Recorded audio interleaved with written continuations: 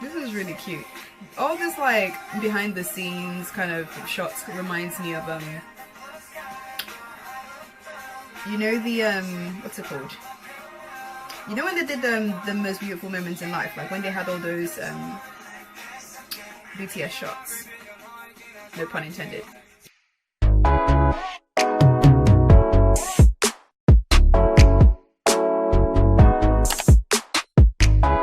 Hi guys, this is Karen. Hope you guys are doing well. Today I'm going to be reacting to BTS's music video for Life Goes On. Super excited. This is from their newest album or newest EP called B. I have listened to the album before I came home, so I'll talk about that towards the end of the video. But yeah, without further ado, let's jump right into it. In a 3, in a 2, and a 1, let's go.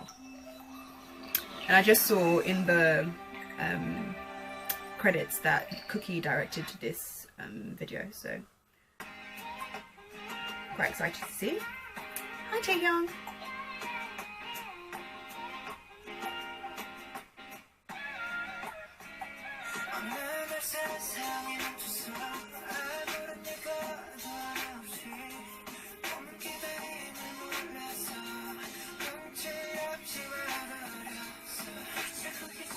Nice.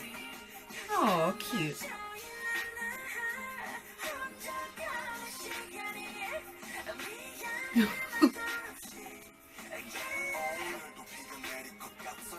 Okay, so it's just showing them sort of like in their normal lives.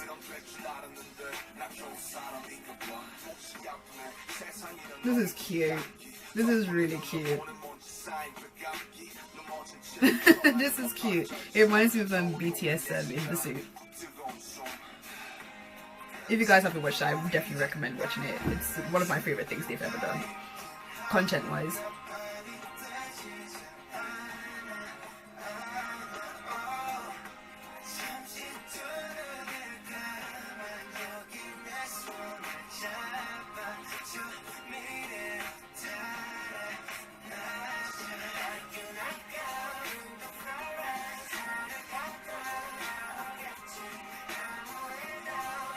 This is really cute. All this like behind the scenes kind of shots reminds me of you know the what's it called? You know when they did the most beautiful moments in life, like when they had all those BTS shots. No pun intended. Sugar looks adorable.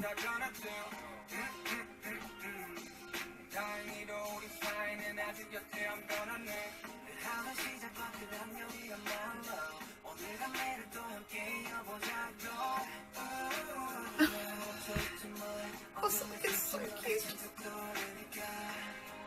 They look just... This is adorable. Aww. That's the Sky Dome, isn't it?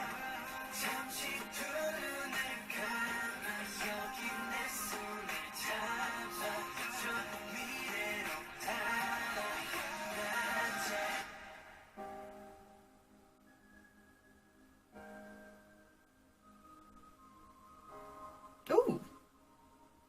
Okay, we've gone from the home to the stage.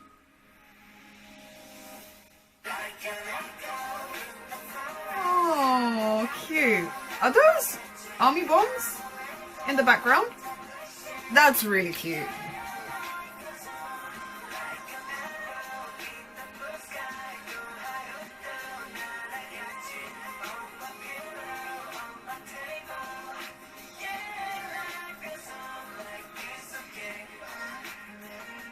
Taehyung is adorable. Nice harmony. Hi Namjoon. Everyone just looks adorable. This is too cute.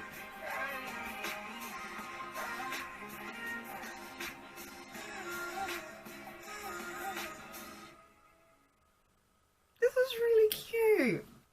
I mean, I kind of figured it would be from the teasers and everything, but that was really, really sweet. And yeah, that kind of took me back to like their earlier stuff that they did, where it was a bit more I mean, not to say that the most beautiful moments of life was like calm and casual or anything like that. There was a massive storyline and there was a lot of angst, but it reminded me of like that era where we had the epilogues and all that kind of stuff, and just like this sort of like docu style filmography. And actually, now that I've listened to the album, it makes sense how they divided the album, because the first half of the album is much more chill, and then after the skit it gets a little bit more brighter.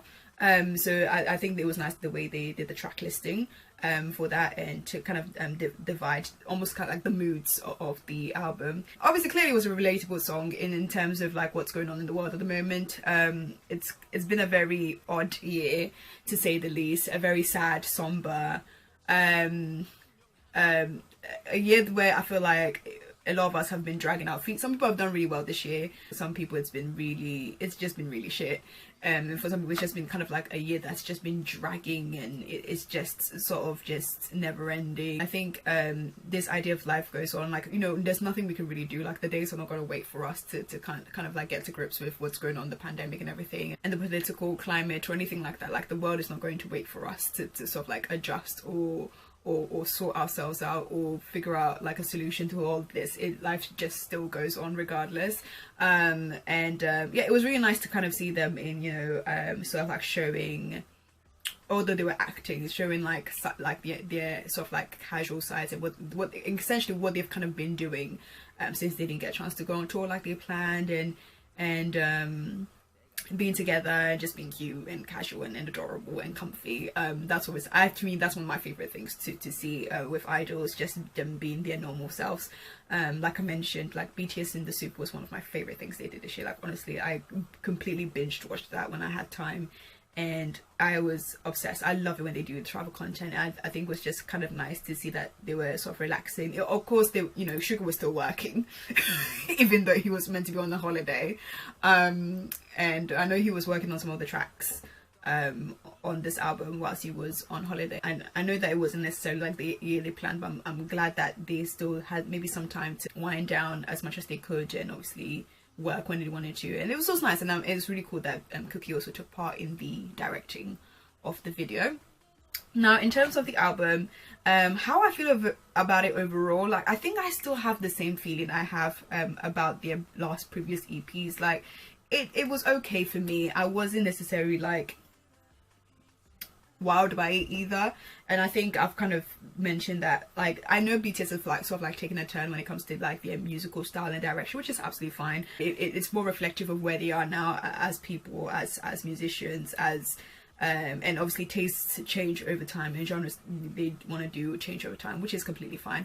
It's not my personal cup of tea. Yes, there are some songs I'm more inclined to listen to more. I really did like what's the song? Fly to My Room. I like that. It was really nice. I like the way Taehyung started that off. Blue and Grey was a little bit too somber for me. I feel like it was hitting too close to home, and it was a little bit too, yeah, just way too somber than I needed at this particular point. Obviously, if I'm going through a day where I feel like I want to listen to somber songs, then I can definitely put on Blue and Grey. But when I listened to it at the moment, I wasn't like keen on it.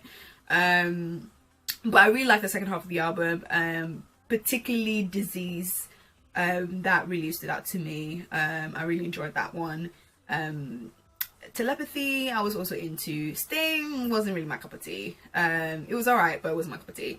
And obviously Dynamite, you know, that was already released. Really catchy song. Still listen to it every now and then. It plays on radio now anyways, so I hear it often. But yeah, this was a cute song. I think I might put this also as something that I might listen to every now and then, but I can't see myself jamming to it the way I was jamming to the other previous title tracks. And again, that's not, I mean, this is not meant to be a jamming kind of album. I understand that, so I'm not expecting that from them. But in terms of like what Karen is inclined to listen to, I can't see myself listening to this on a regular basis. I still listen to most of their past albums regularly, just because it's more suited to my music taste, and obviously some B-side tracks I've really enjoyed that they've released over the years. But in terms of like me listening to like a full album like I used to do back in the day, I can't see myself doing that for this particular album, but that's okay. That's just my personal taste. Although it's not for me, I know there are fans out there that particularly enjoy this style for BTS, so I'm sure they really love this EP. But anyways, it's always good to see BTS. I'm always here for them anyways. So yeah, it'll be interesting to see them promoting this. I know Sugar obviously is taking a hiatus with his surgery that he just recently did, which I'm thankful he did, because that was bothering him for years, so I'm glad that he's really taken a step back to really try and heal and obviously be able to, you know, to perform longer without, you know, causing massive injuries later on in the future. So yeah, it was still nice to see the other 6 members, but we're definitely going to miss Sugar promoting. But anyways, that's what I've got for you guys. Let me know what you guys think. Let me know your favorites on the albums in the comments below, and yeah, I'll see you guys later. Bye bye.